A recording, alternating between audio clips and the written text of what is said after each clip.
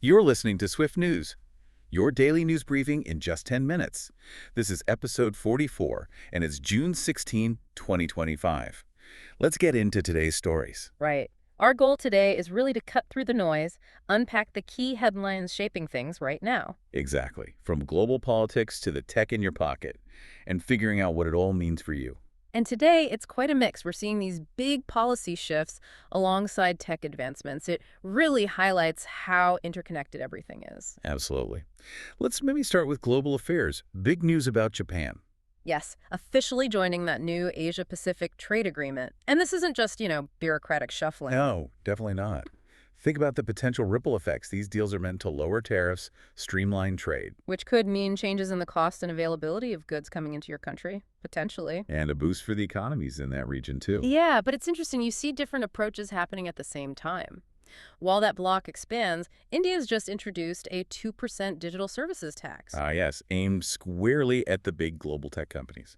Exactly. It's part of this growing trend where countries want to tax the revenue these giants make within their borders. And that's kicking off quite a bit of debate, I imagine, especially online. Oh, for sure, especially on platforms like X. Yeah, it's a hot topic. Okay, and sticking with global economics, but shifting focus.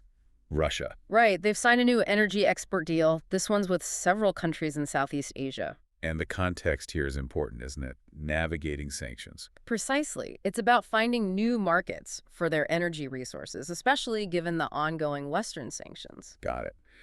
Beyond the purely economic, though, there were some significant social and environmental moves today. There were. Australia, for instance, has committed a pretty substantial amount, $5 billion, Yep. towards improving indigenous health care. That's aiming to tackle some longstanding health gaps, right? Exactly. And then you have Mexico passing a new anti-deforestation law. That was getting international attention, I saw. Global praise, even. It is. It shows this increasing focus on environmental policy actually turning into, concrete legal action to protect vital ecosystems. Okay, let's pivot to business and the economy. Yeah. How did the markets react to all this? That Japan trade news, for instance. Well, that seemed to really lift investor spirits today. You saw major indices like the Dow, the Nasdaq, S&P 500, all finished higher.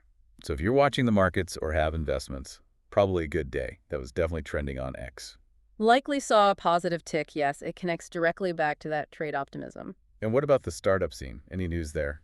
India actually had a strong second quarter. Startups pulled in around $4 billion in funding. $4 billion. Wow. Any particular sector standing out? Yeah, the money flowed mainly into two areas. Fintech, so financial technology, and AI, artificial intelligence, shows where the confidence is, really. Future-focused tech. Makes sense. Okay, something more directly consumer-facing. Yeah, Myntra's style surge sale just launched in India. Lots of buzz online about that. Big discounts on fashion, footwear. Might be a good time to revamp your look if you're in the market. Could be. And on a larger scale, Saudi Arabia is making these massive tourism investments. We're talking $15 billion.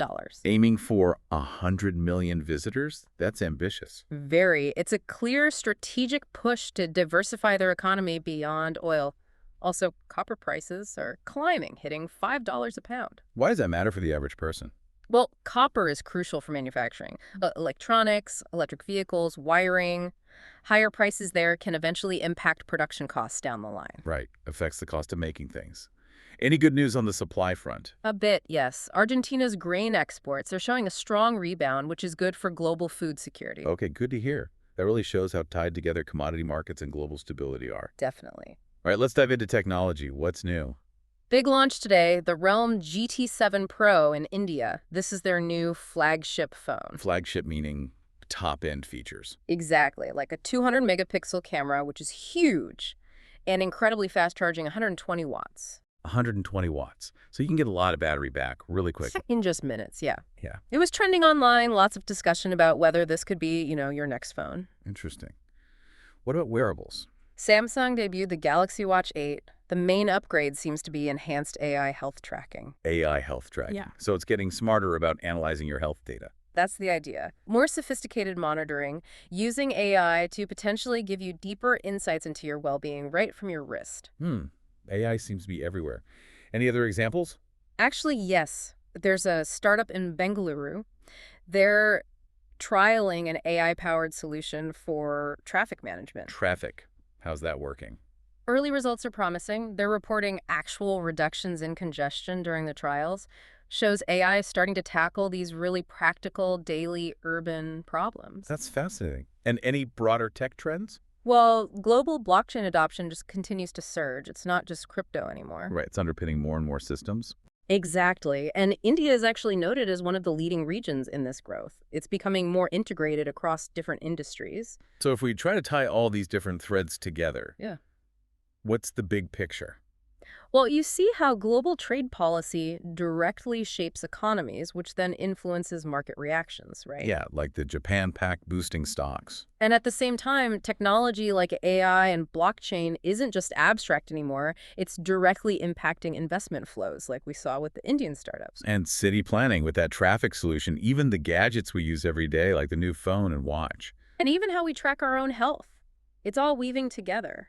So we've covered a lot today, from international agreements and market swings to new gadgets and smart city tech. It's a lot, but understanding these connections quickly really helps make sense of how fast things are moving. Definitely. So maybe something to think about as you go about your day. Yeah, consider this. How do these seemingly separate headlines, a trade deal signed miles away, the price of copper, a new phone, an AI traffic trial in one city? How do they all collectively point towards the bigger global forces, the ones that are actually shaping your economy, your access to goods, even your personal tech choices? We're thinking about those ripple effects.